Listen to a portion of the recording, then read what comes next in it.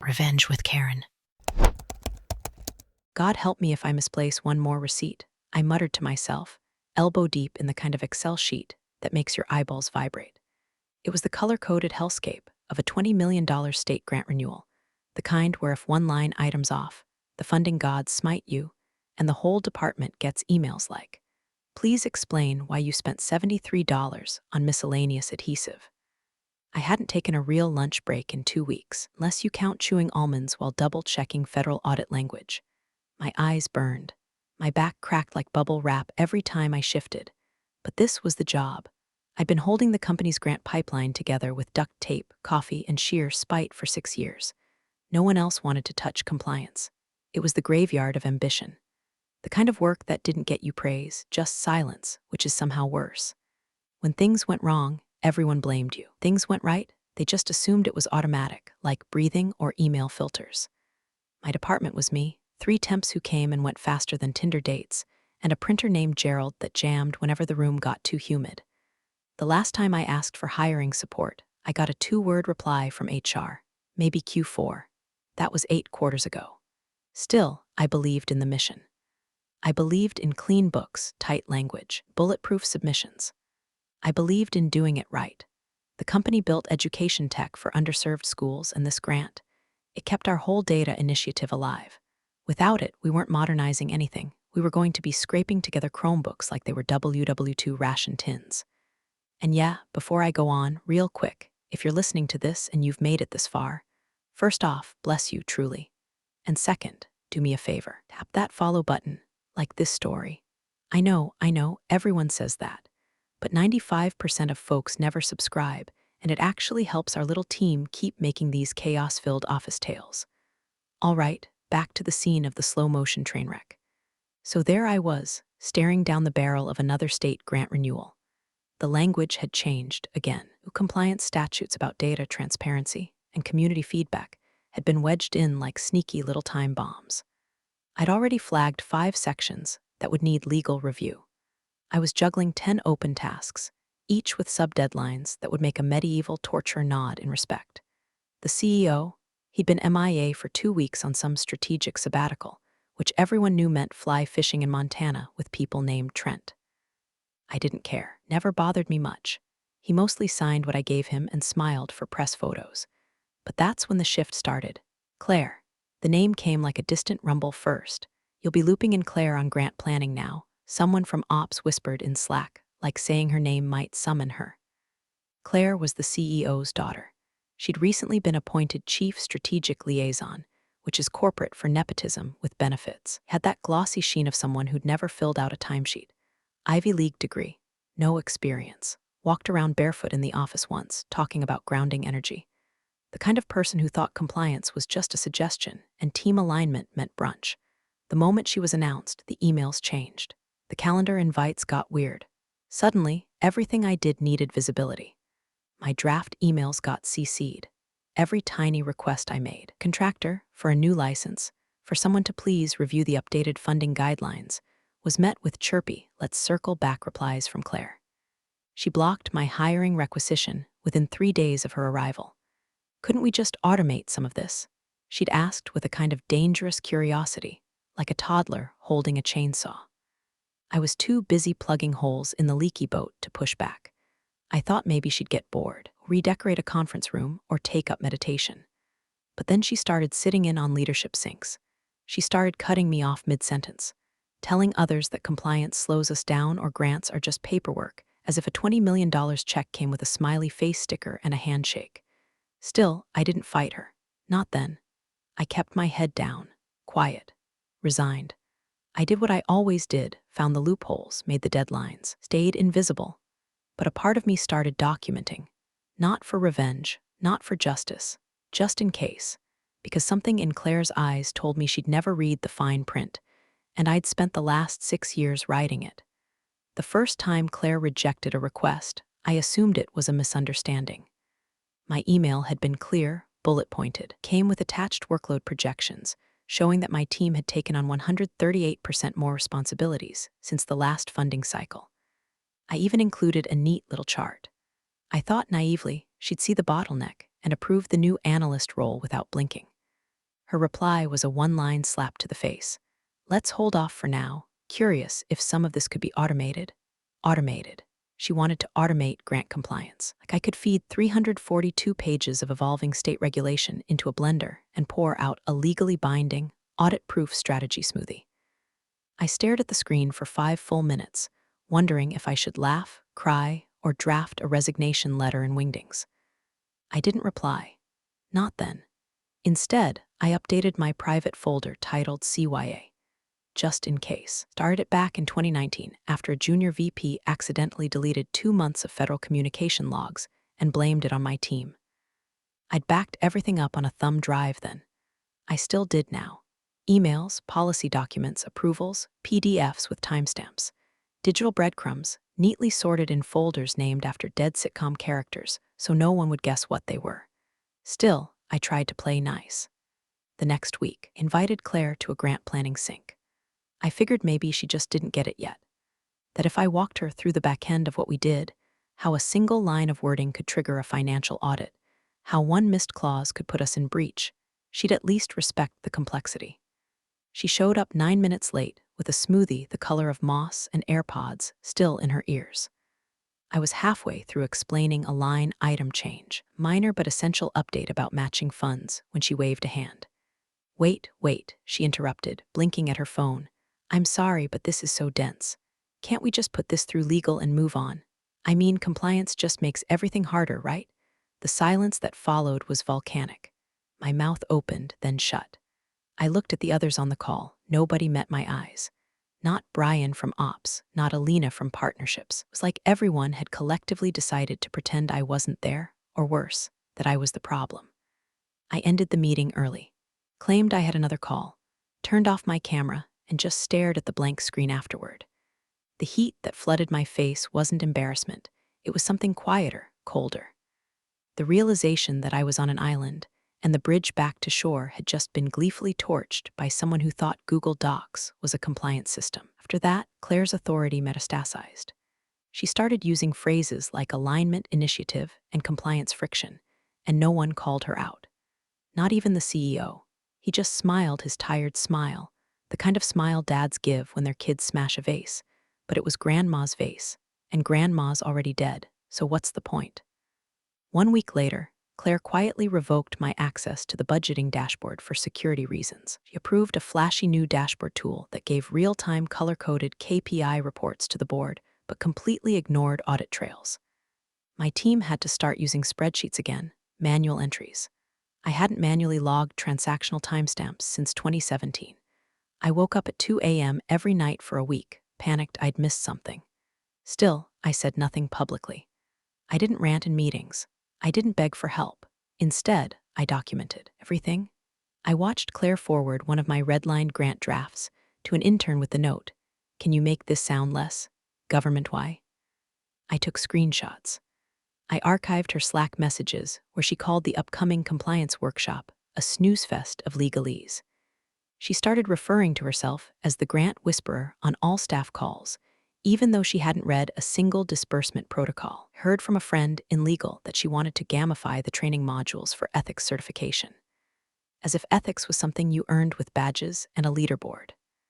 At one meeting, when I asked about upcoming personnel gaps for Q3 and noted we'd be understaffed during the renewal review, Claire smiled and said, "Samantha, don't take this the wrong way, but you seem a little dependent on needing help. We all have to find ways to be more self-sufficient." Didn't even blink. Just typed it down word for word in a draft email to myself. Because here's the thing about building a fortress alone. You learn where every brick is. And when someone starts throwing stones, you don't shout. You just quietly build the catapult. The call started like all the others. Too many people, too many windows, too many fake smiles pretending not to check their Slack notifications. It was a Wednesday morning leadership roundtable, which meant Claire would be leading the meeting, while the actual grown-ups pretended she wasn't 3 clicks away from accidentally deleting our entire grants archive. I had my notes open, 3 tabs of state compliance requirements up, and a fresh draft of the updated disbursement terms for the $20 million grant. The state had pushed through a last-minute provision requiring departmental sign-off language for all mid-level distribution phases, nightmare for orgs like ours, but fixable if addressed head-on. I'd already written the amendment, had legal do a soft review, and queued up a gentle slide deck to explain the change to leadership without triggering another Claire-splosion. So when my turn came, I cleared my throat and spoke calmly. I want to flag one item related to the grant renewal, I began. State funding requirements have shifted under the 2024 transparency provision. Need to insert language that designates a departmental lead for disbursement checkpoints. I've drafted the clause to meet their standards and submitted it to legal for review. I clicked to the next slide. It was clean, minimal, bullet points only, just the facts. I even removed the footnotes this time, thinking maybe that would help Claire digest it without feeling threatened. Claire didn't even look at the screen. She sipped her turmeric latte and laughed. Loud. A high, sharp bark that made my skin crawl. Oh my God, Samantha. It's honestly kind of embarrassing how much support you always need. The air died in my lungs. She went on. Every week it's something, some clause, some wording tweak, some paragraph no one understands. You act like we're submitting these grants to NASA. The silence was deafening. You could hear a Slack notification 3 Zoom windows over. Lena from Partnerships looked down at her keyboard like she'd suddenly remembered how letters worked. Brian opened his mouth, then shut it. No one said a word, not even legal, and they knew better. I saw Sarah's face flicker in the corner of the screen, her lips pressed into a line so tight it might have sliced glass. But still, nothing. The message was clear. Don't get between the CEO's daughter and her new favorite punching bag. And that's when something clicked. Not rage, not grief, something cleaner. I closed my slide deck. I smiled, not with my mouth, but with the kind of stillness you feel when a fire dies and leaves only heat behind. I clicked off my mic, turned off the camera, left the call. Then I opened a blank document. No one was going to defend me, not HR, not leadership, not even the state auditors, because if I did my job right, they'd never even see the problem. But if I did this right, if I played the long game, Claire wouldn't just choke on her own arrogance. She'd have to swallow the entire structure she tried to bulldoze. I started reviewing every version of the grant draft I'd written in the last 4 months. I made a list of all the changes Claire had approved without reading. I found 3 versions where she responded looks good to attachments I knew she never opened. I bookmarked each one, dated the responses, copied them into my CYA, just in case folder under a new subheading, approval without review, Claire edition. I didn't yell. I didn't vent in private chats. I didn't call anyone to commiserate. That was the old version of me. That was the Samantha who still believed someone would eventually step in and do the right thing. This Samantha, she sharpened silence into a scalpel. Because if no one was going to be the grown-up in the room, I'd be the ghost in the walls. I would haunt them with paperwork so airtight, so impossibly well documented, they'd drown in their own signatures before they even realized they were wet. There's a special kind of silence that settles when you're about to do something irreversible. The office was empty. It was one of those late Fridays when the sun starts pouring through the blinds like molasses, and the hum of the HVAC system is louder than your thoughts. I sat at my desk with a half-drunk mug of coffee, stale as ash, staring at the final grant packet like it was a live wire. 6 years of perfect submissions. 6 years of threading needles. 6 years of making sure everyone else looked good while I triple-checked every decimal, every comma splice, every legally binding word buried in bureaucratic babble. And now I was about to write myself into the bloodstream of the company. The clause wasn't dramatic. No thunder, no lightning, no passive-aggressive jabs. Just one line, tucked neatly, surgically, right between the section titled Disbursement Conditions and the signature block. All future disbursements shall require final programmatic sign-off by departmental lead Samantha Ellis, as defined under Section 4B, effective upon notarization. It wasn't revolutionary. It was procedural, boring even, but it was also binding. State approved. And if Claire had even glanced at the revised compliance checklist I'd attached, she'd have noticed the cross-reference. But of course she hadn't. She never did. Her entire career was built on skimming other people's work and reacting with boardroom buzzwords like scalability and macro alignment. I proofread it 4 times, then a 5th, not because I doubted the wording, but because it had to be airtight. No wiggle room, no oops. Didn't mean to make the grant funds contingent on the specific employee, who you just publicly humiliated in front of 12 directors type of loophole. Once it passed my final review, I sent it off to legal, real legal, not Claire's cousin in law school who proofread her college essays. Our in-house team. They redlined a few phrasing redundancies in a separate section, but didn't touch the clause. It passed through review like a ghost through drywall. Notarized, state-approved, archived. All that remained was one final protocol, Claire's sign-off. Per internal policy, the final packet had to be submitted to the chief strategic liaison, her made-up job title, for documentation approval. Not legal approval, not compliance sign-off. Just that sweet little box checked so no one could say I'd skipped the chain of command. So I wrote the email with all the care of someone baiting a trap in a field of landmines. Subject: final grant packet, state tech renewal, needs approval to submit. Hey Claire, attached is the final grant document packet, including updated language in line with the 2024 transparency provision. Please confirm approval so I can submit to the agency before the deadline. Thanks, Samantha. I waited 2 hours, no reply. At 6:17 p.m. it came. Short, predictable, lazy. Fine, looks good, send. No body text, no questions. No attachments opened. Our system logs tracked document access. She hadn't even clicked the PDF. I stared at that line for a long time. Fine, looks good, send. I printed it, saved the email, archived the header data. Uploaded a copy to the CYA folder, which was now getting so full I had to start numbering subfolders like a doomsday prepper. Then I hit submit. The packet was gone, official, stamped, filed with the state. The clause was now. From that moment forward, I was the gate. No funding would be released without my signature. Not a single dollar. And Claire had just rubber-stamped it with a one-liner that would haunt her career like a ghost in a white blouse and orthopedic flats. I didn't feel giddy, didn't feel smug. Just calm, steady. Like a pressure valve had finally released in my chest after 6 years of building up heat behind my ribs.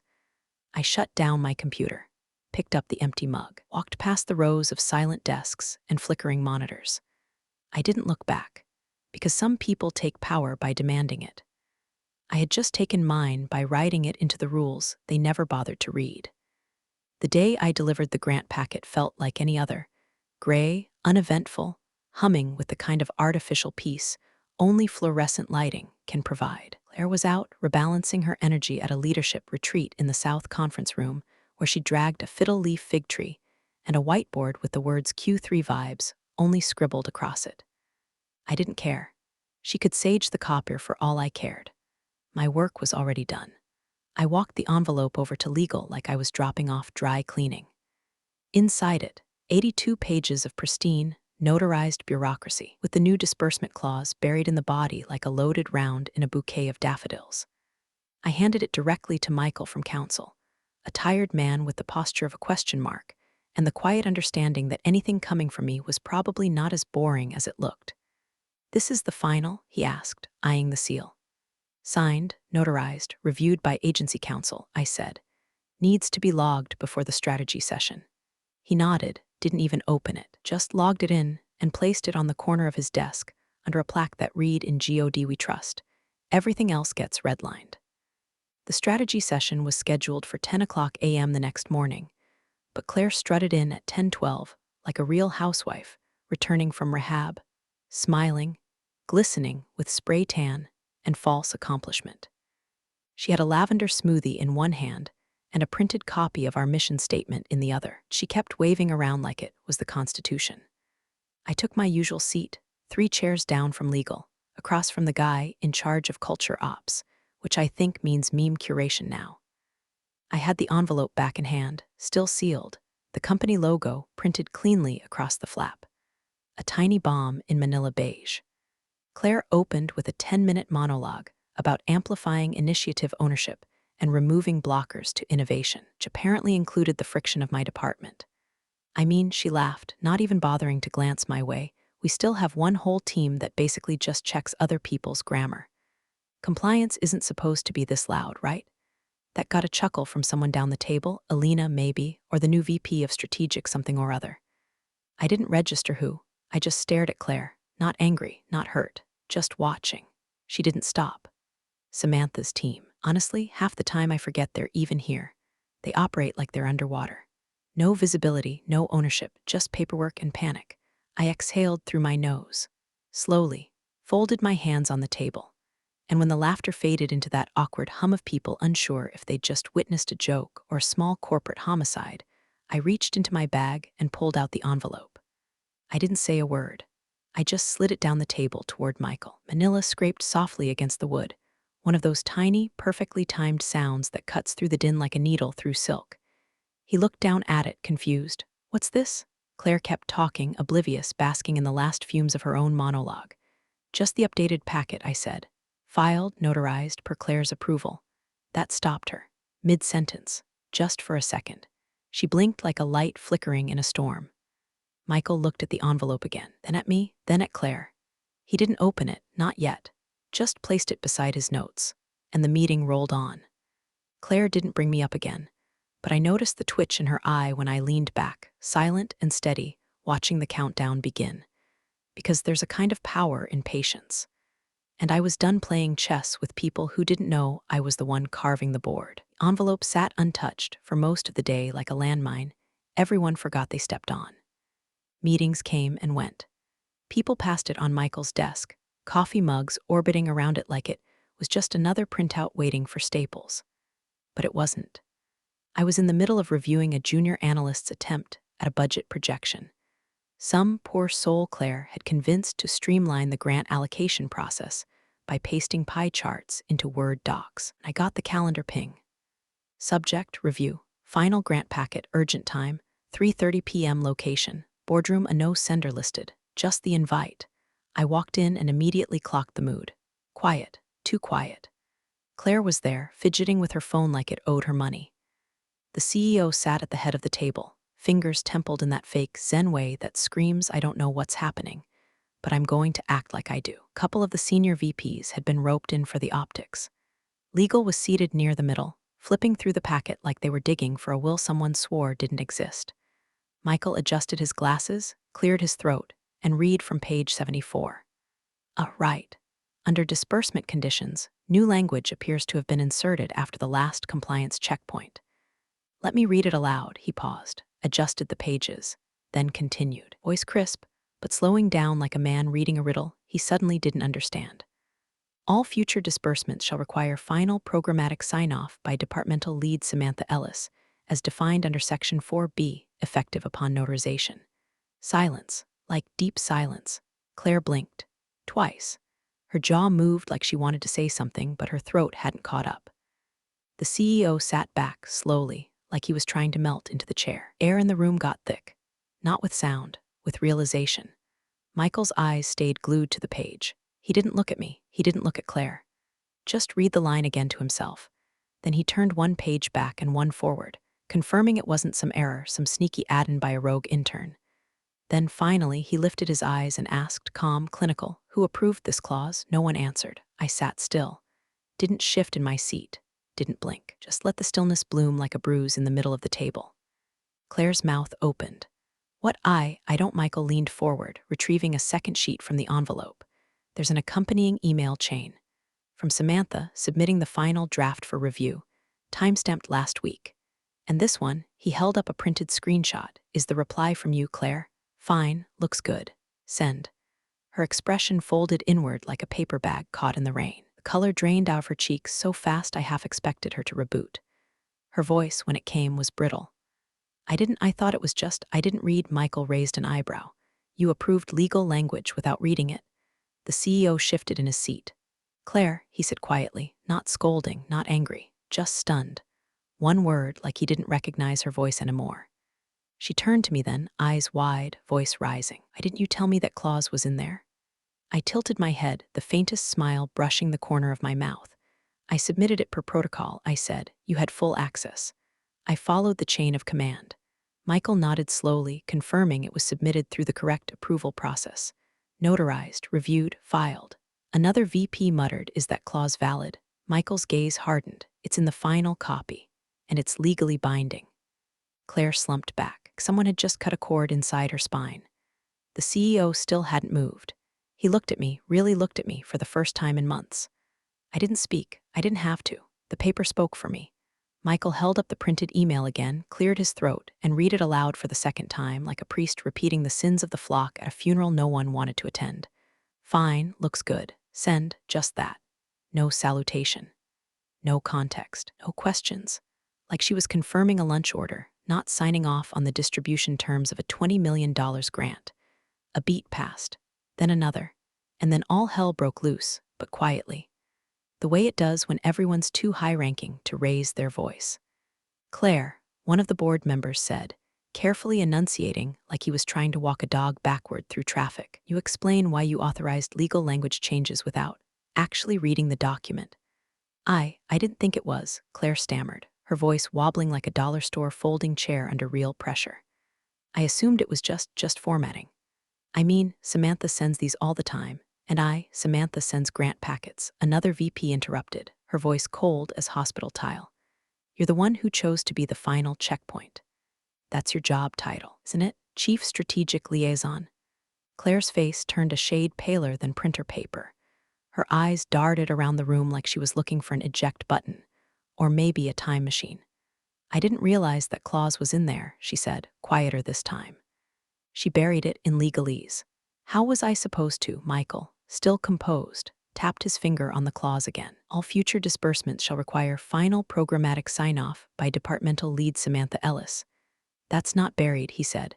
That's a direct conditional statement directly above the signature block. It's also linked to a cross-reference section in the table of contents. That's not hidden, that's standard. She tricked me, Claire muttered, more to herself now. Someone at the far end of the table snorted, masked as a cough, but not well. Then came the sentence I'd been waiting for, not because I wanted revenge, but because I needed confirmation that the rot had reached the foundation. The chair of the audit committee leaned forward, elbows on the table, and said, "What else have you signed off on without reading, Claire?" The silence that followed was thicker than concrete. Claire opened her mouth, but nothing came out. Her voice had finally hit a wall her ego couldn't bulldoze. I stayed still, calm. I didn't gloat. I didn't even smile. Let them speak. Let them see. Let them feel the weight of every just a quick check, every skim and approve, every moment they'd turned governance into a group chat full of gifs and God complexes. The CEO hadn't said a word this entire time.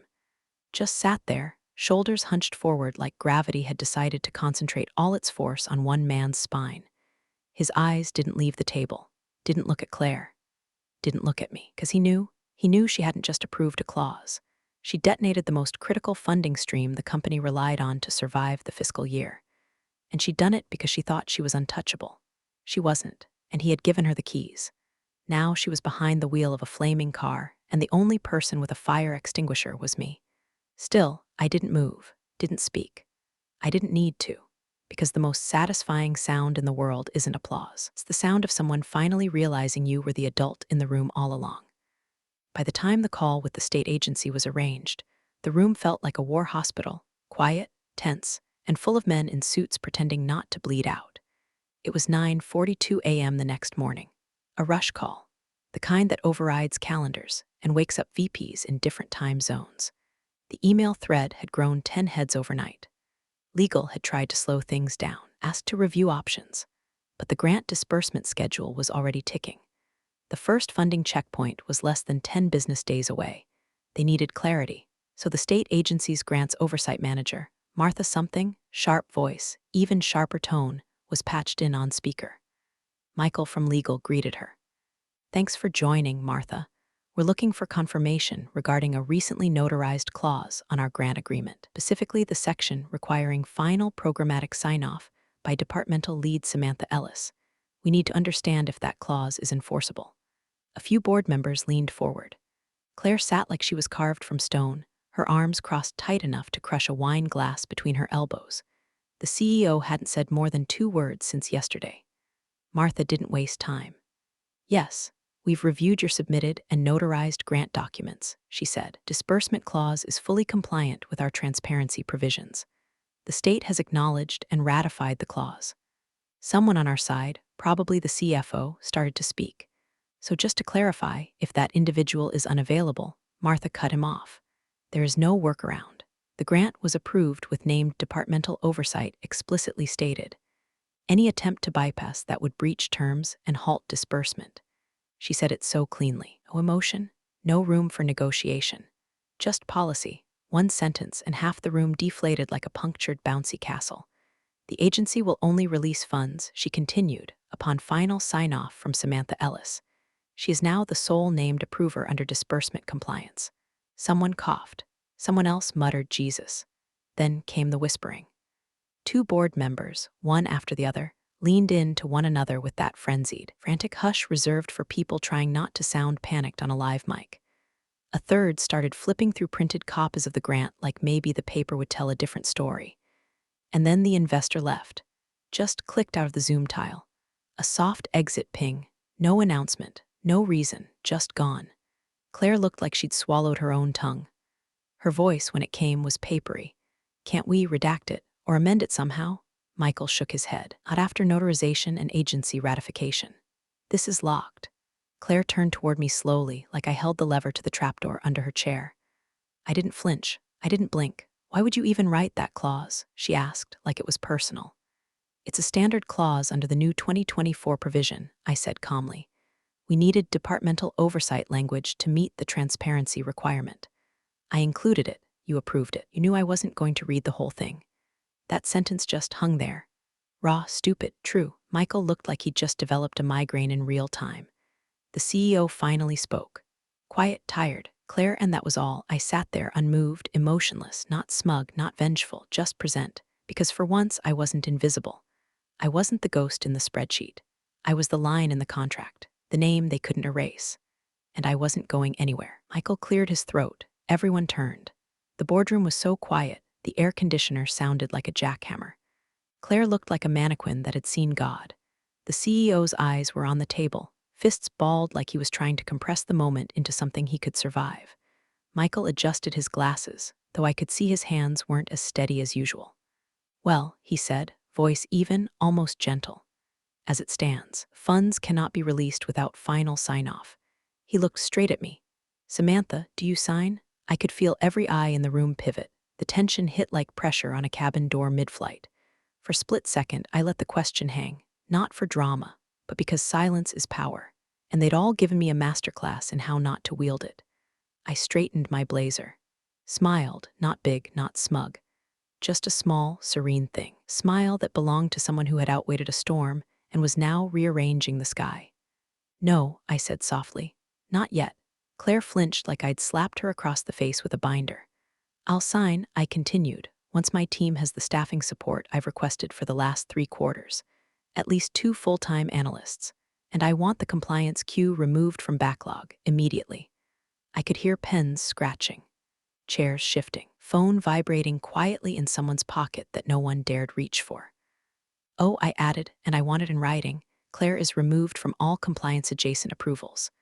Permanently. No review rights, no commentary authority, nothing. Claire opened her mouth. Nothing came out. Michael blinked, then glanced around the room like he was waiting for someone to object. No one did. The CEO didn't raise his head. The board chair gave a single, slow nod. Accepted, said. Claire's face drained of color. She wasn't angry. Anger would have meant she still thought she had leverage. No, this was fear. The dawning realization that the game she thought she was winning had never even been hers to play. That she'd been tossing darts in a room full of live grenades, and I was the one holding the pin. The CEO looked up finally. Eyes red, voice hoarse. Samantha, is that really necessary? I met his gaze head-on. Yes, I said, it is. And that was that. No shouting, no slamming doors. Just the rustling of suits adjusting to the new weight of the room. I stood slowly, gathered my folder, and smoothed a crease from my sleeve. I'll expect your revisions by Monday, I said. Then I walked out, heels steady, back straight, no applause, no fanfare. Just me, the only person in that building who didn't need permission anymore. Thanks for joining the fun, you office survivors. Subscribe for more switch-flicking drama. Let's make your former coworkers sweat.